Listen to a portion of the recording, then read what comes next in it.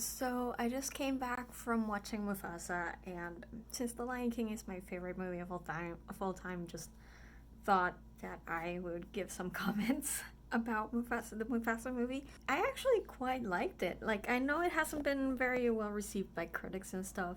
I wasn't expecting it to be better than The Lion King. I don't know why people somehow expect that, like either the animated or the live action one. It's not really live action, it's also animated, it's just more realistic looking. I like both. Like the animated movies, obviously, like I said, my favorite movie of all time. But I did like the photorealistic version as well. I don't have any complaints. Like I know people complain that it's just like a rehash of the movie, and I'm like, yeah, sure, why not?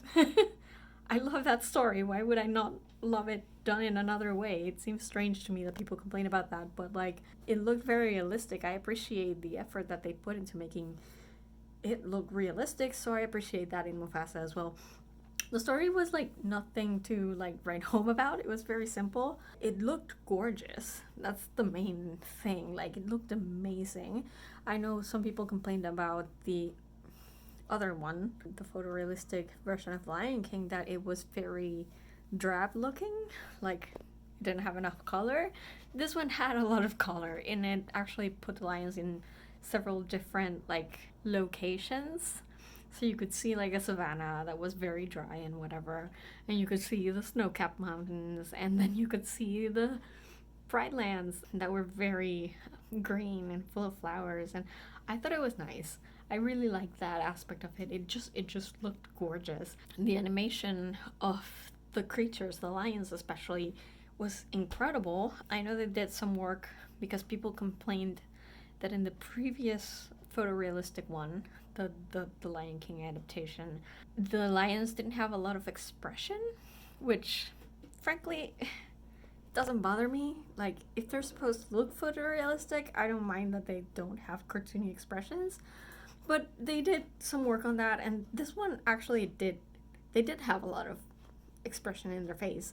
Sometimes it looked a little bit uncanny valley for me because, again, you don't expect lions. Like, these things look like real lions. You don't expect real lions to have expressions like that, but it works. Like, it was just in little small moments that kind of took me out of it because it's like I'm looking at a real lion, and it's like smiling at me and lifting its eyebrow, and lions don't have that. So it was like a little bit like in brief moments, but it didn't really bother me either.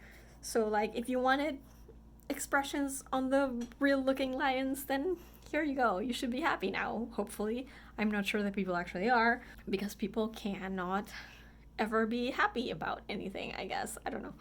Anyway, but I did like it. It was, the lions looked very real. Apart from that, like, I was shook every time they showed close-ups of them, and you could even see like their eyelashes. Like, that's how good this looks.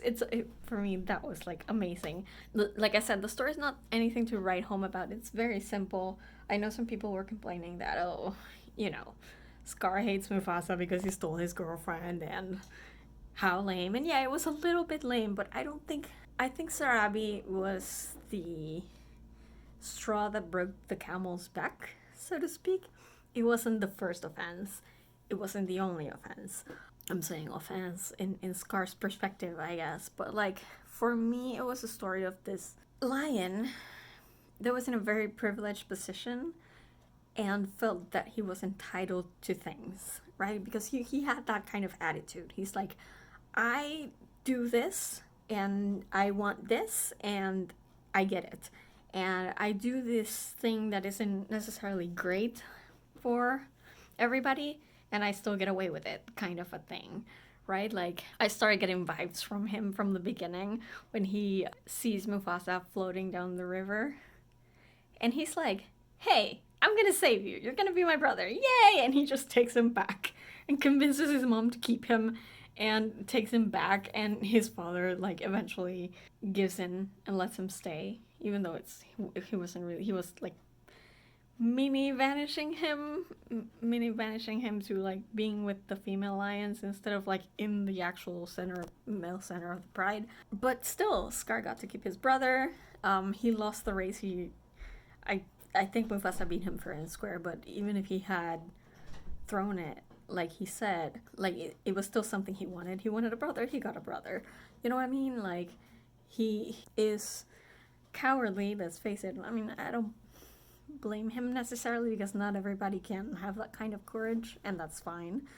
But, like, among lions, it was a thing, and he wasn't courageous and several times, and it didn't matter. He was still the king, like the future king, right? And so, like, he wanted stuff, and he did stuff, and he just got it. And so I think in that sense, he came off as a very entitled character. And because of that, I can understand how he felt he was entitled to Sarabi somehow. And the fact that Sarabi wasn't into him didn't even cross his mind until he saw her interacting with Mufasa. And he realized that she was into Mufasa instead, and he felt slighted, right? So, like, it's not as simple as, oh, he stole my girlfriend, now I'm evil. You know what I mean? I do see some of the criticism that people have about it feeling a little bit too fast. Like, the scenes just happen. There's no time for them to settle. Like, I feel this is one movie that could have benefited from being longer. Actually, just a little bit, not that much. But because it's a kids' movie, they had to keep it under 2 hours, or at 2 hours. I don't actually know the length. But, like, they had to keep it short. And I do feel that that impacted how the scenes were edited. Everything happened really fast. Like, every scene had to have a plot point, a beat, right? And normally that's not a problem, but you have to let the beat breathe every once in a while. That said, like, I enjoyed it. I thought it was fun. I liked the music. There's a couple of songs. I mean, obviously you don't have a Hakuna Matata or a Can You Feel the Love Tonight or a Circle of Life in there. You're not gonna have like that childhood all-encompassing feeling anymore. But I like the songs. You could definitely tell they were Lin-Manuel Miranda songs, for sure. But I liked a couple of them. I think the brothers song, I don't know what the titles of the songs are, but like the one they sing when they become brothers as they grow up, I thought that was nice. There was one also, the one that is sung by Sarabi and Mufasa was nice as well. And the villain was pretty menacing. Like, you could tell it was Mads Mikkelsen, by the way. He was pretty menacing. But more than anything, I liked what they did with Scar in terms of, like, when he actually became evil. Not evil, like, he became the main villain of the piece. In the sense that he still cared about Mufasa enough to not want him dead. And I liked how they played us with the, you know, the grabbing of the paws, like they like he did in the Lion King. Like, they did that several times. Obviously it was a callback, but I like that the thing about Scar is that he's very smart. He's a smart villain, right? He knows when he's, like, which road he has to choose in order to get the biggest benefit to himself, right? So he knew that this, I forgot the name, Kiros, was it? Something like that. The white lion played by Mads Mikkelsen. Scar knew that he didn't really have any allegiance to him, right? And also his father sort of, like, his father treasured blood above everything, and Scar sort of twisted it to, like, family, I guess. He wanted a brother even if the brother wasn't his blood. So, like, I can picture a universe where Scar thinks that family is better than no blood at all, no relation at all. And this white lion said he was, you know, going to take on Scar as if it were his own son, but Scar had no way of knowing that was actually going to be a thing. And he knew that Mufasa, even though they had a rift between them because Scar betrayed him, he knew that Mufasa wouldn't kill him, right? So Scar knew that he was safer under Mufasa's reign than under the White Lion's reign. So it didn't feel to me like they softened Scar necessarily. I always complain about villains that are super evil, and then they give them a backstory and they destroy them. You know what I mean? Because like they make them soft, and I hate that. I want my villains to be evil. Thank you very much. And I don't think they did that with Scar, which I appreciate, because he did have that one moment where he was like, the White Lion was gonna kill Mufasa, and he was like, please don't kill him. But I think that could very well be interpreted as Scar knowing who he has a better chance with, you know, to actually make a life. And even if he's mad at Mufasa, at least Mufasa's not gonna kill him, right? So I think they did a decent job with it.